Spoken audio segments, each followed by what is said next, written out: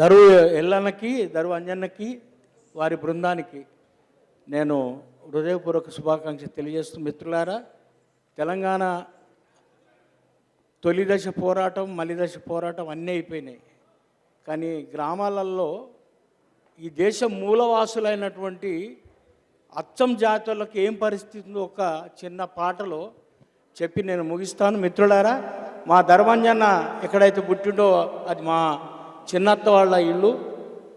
అక్కడికి పూర్వం ఒక 50 సంవత్సరాల క్రితం బస్సులు ఉండేవి కావు, సర్వీస్ ఒక్కటి ఉండేది.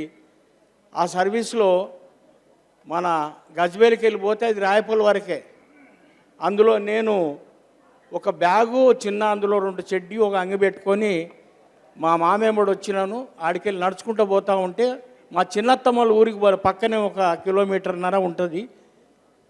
మరి తిరుమలాపురం కంటే ముందే తిమ్మకపల్లి అని. ఆడికి పోతుంటే ఆధిపత్య కులాల పిల్లలు ఆ బ్యాగ్ చూసింది, ఎయిర్ బ్యాగ్ చూసి దగదగ మెరుస్తూ ఉంటాయా, ఇదేంటిదంటే ఎయిర్ బ్యాగ్ అంటే పట్టుకోమంటానంటే ఇచ్చిన. ఎందుకంటే వాళ్ళందరూ కూడా అగ్ర కులాల వాళ్ళని తెలిసింది, ఎందుకంటే మా బ్యాగులు ఎప్పుడు మోయారు కదా. అయితే అది మోసుకుంటూ ఆ ఊరికి పోయిన తర్వాత తెల్లారి అంత పూటు పుకార అయింది. మాదిగోని యొక్క బ్యాగు మా కొడుకు మోసిండని. అప్పుడు మా అత్తమ్మని పిలిచి ఆ పటేల్ అడుగుతున్నాడు, ఏమే ఎల్లి ఎవడే ఈ పోరగాడు, యాడికెళ్ళి వచ్చిండు, ఏమైతడ నీకీడు, ఈ సంగతి అడుగ నీకి ఇంట్లోకెళ్ళి పిలిపిస్తే, ఏమే ఎల్లి ఎవడే ఈ పోరగాడు, ఏమే ఎల్లి ఎవడే ఈ పోరగాడు, ఏమే ఎల్లి ఎవడే ఈ పోరగాడు. దూరాలు పటేలు చూస్తే గజ వణుకుంటూ ఆమెడ దూరం ఉండేళ్ళమ్మ.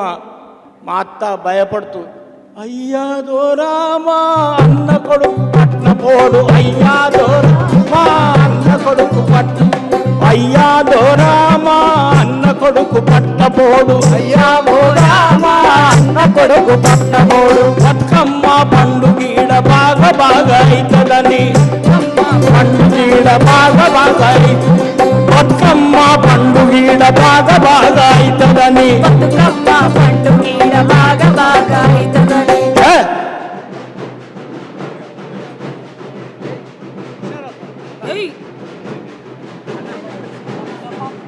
మరి ఈనాటి ఈ దరువు జాతరకు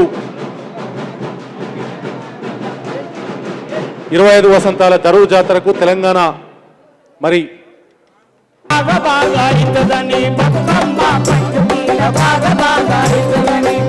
చూడవచ్చిండు పాంచన్ని కాదు, అయ్యా దోరా మా అన్న కొడుకు పట్టబోడు, మా అయ్య కొడుకు పట్టబోడు. అలాంటి పరిస్థితి తెలంగాణ వచ్చింది, సంతోషం.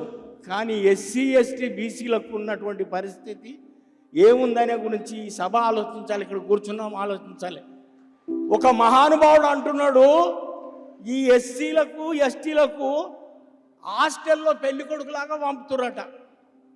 అంటే వాళ్ళు గుడ్డు పెడుతురట, గుడ్డలు ఇస్తురట, పుస్తకాలు ఇస్తురట. శోభనం గదిలోకి పెళ్లి కొడుకులు పంపడం అవసరం అంటున్నాడు వాడు. ఈ పరిస్థితుల గురించి ఆలోచించాలి. ఇటువంటి పరిస్థితులు ఇప్పుడు చాలా దాడులు జరుగుతున్నాయి. ఈ దేశ మూలవాసులు అచ్చం జాతుల మీద జరుగుతున్నటువంటి దాడులని మనం ఎండగట్టలేదనుకో, ఈ తెలంగాణ వచ్చింది సంతోషం, దాన్ని ఏలుతున్నటువంటి వాళ్ళు ఉన్నారు సంతోషం. కానీ మన పరిస్థితి ఏంటి? ఎస్సీ ఎస్టీ బీసీ మనం 85% మనం అంటున్నాం, పెద్ద పోదు ఉంటున్నాం. ఇంకెంత కాలం ఉందాం ఈ రాజ్యమేలకుండా, ఇంకెంత కాలం ఉందాం ఈ రాజ్యమేలకుండా, ఇంకెంత కాలం ఉందాం ఈ రాజ్యమేలకుండా. 15